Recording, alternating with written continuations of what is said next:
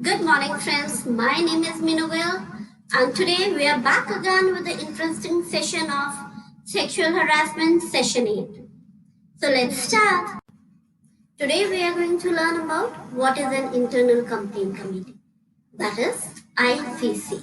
How is the ICC required to be constituted under the Act? So let's learn about it. All workplaces that have 10 employees or more are required to constitute an IC. As per the Act, which provides the office where there are more than 10 employees, and in each office, whether they are in a sub-office, divisional office, additional office, or administrative units, or outside, factory locations, anywhere, every place there has to be an ICC set up. The Act provides for a minimum of 4 members of the IC and states that half of the IC members should necessarily be women, and that among the 4 members, a presiding officer for IC will have to be appointed, and it will have to be a woman or a senior level in that office. If a workplace has less than 10 employees, then it needs to form an LC. All complaints in that case will go to the local complaint committee set up as per the Act by district officer of each district. And also in the case where a complaint has to be filed against the employer himself, the local complaint committee has to be approached. What is an IC? IC, as the name suggests, it is an internal complaint committee of a workplace to receive and redress complaints of sexual harassment. It is required to constitute of a minimum of 4 members. Like the one with the lady in red here, she's a presiding officer, and she has to be a woman employed at a senior level at a workplace, and she should be amongst the employees.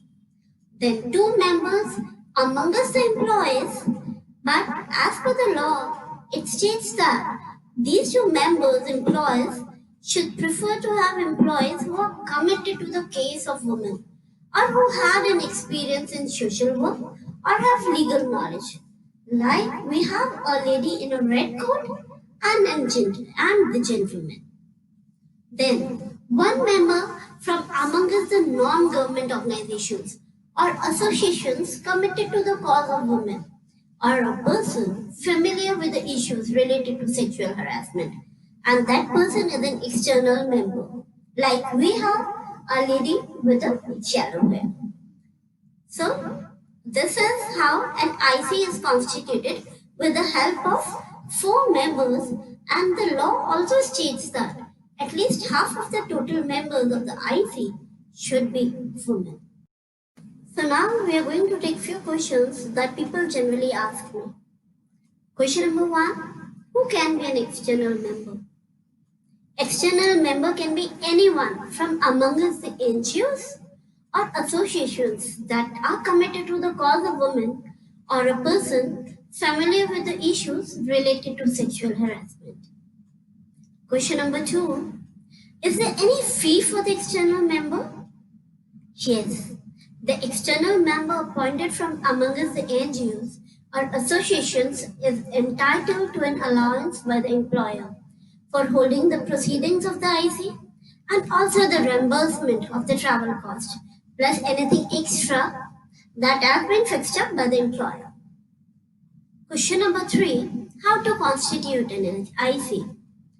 Every employer or a workplace has to constitute an IC. This is a government rule, and it is mandatory that they have to constitute an IC in every organization, in every workplace, by an order in writing. Question number 4, is there a term for the IC? Yes, all the IC members can hold offices for 3 years. Question number 5, can an IC member be removed before the completion of the term? Yes, the law provides for certain situations in which an IC member can be removed from the IC before completion of the term. The vacancy has to be refilled in accordance with the provisions of the law. If there are any other questions that you generally ask, please write in the comment box and I'll be very happy to answer them. That's all for now. In our upcoming session, we'll be dealing with the question, how can the complaints be filed and heard? So stay tuned for the next session. Thank you.